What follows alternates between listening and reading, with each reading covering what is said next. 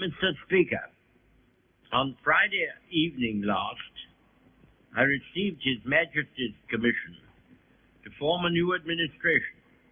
It was the evident wish and will of Parliament and the nation that this should be conceived on the broadest possible basis, and that it should include all parties, both those who supported the late government and also the parties of the opposition.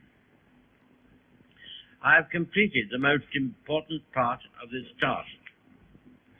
A war cabinet has been formed of 5 members, representing, with the Liberal opposition, the unity of the nation.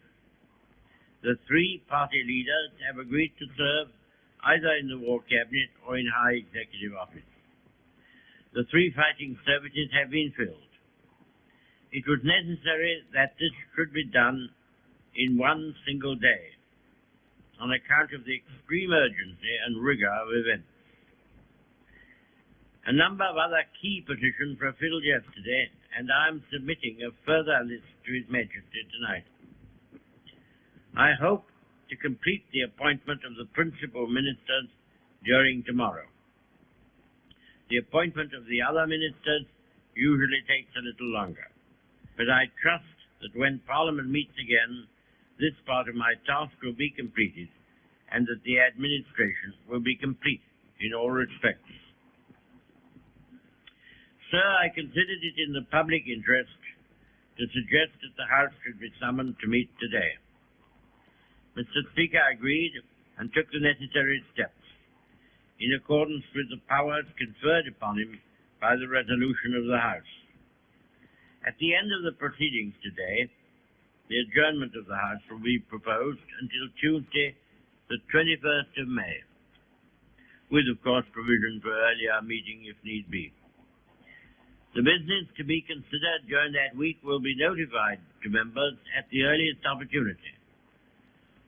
I now invite the House, by the resolution which stands in my name, to record its approval of the steps taken and to declare its confidence in the new government. Sir, to form an administration of this scale and complexity is a serious undertaking in itself.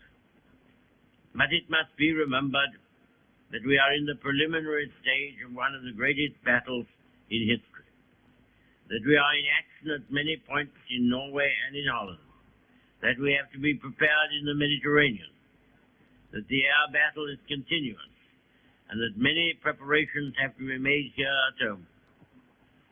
In this crisis, I hope I may be pardoned if I do not address the House at any length today. I hope that any of my friends and colleagues or former colleagues who are affected by the political reconstruction will make all allowances for any lack of ceremony with which it has been necessary to act. I would say to the House, as I said to those who have joined the government, I have nothing to offer but blood, toil, tears, and sweat. We have before us an ordeal of the most grievous kind. We have before us many, many long months of struggle and of suffering. You ask, what is our policy? I will say, it is to wage war by sea, land, and air, with all our might, with all the strength that God can give us, to wage war against a monstrous tyranny never surpassed in the dark and lamentable catalogue of human crime. That is our policy. You ask, what is our aim?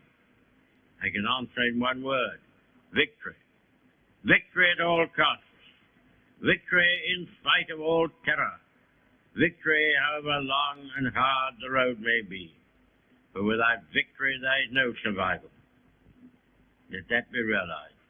No survival for the British Empire. No survival for all that the British Empire stood for. No survival for the urge and impulse of the ages that mankind will move forward towards its goal. But I take up my task with buoyancy and hope. I feel sure that our cause will not be suffered to fail among men. At this time I feel entitled to claim the aid of all. And I say, Come, then, let us go forward together with our united strength.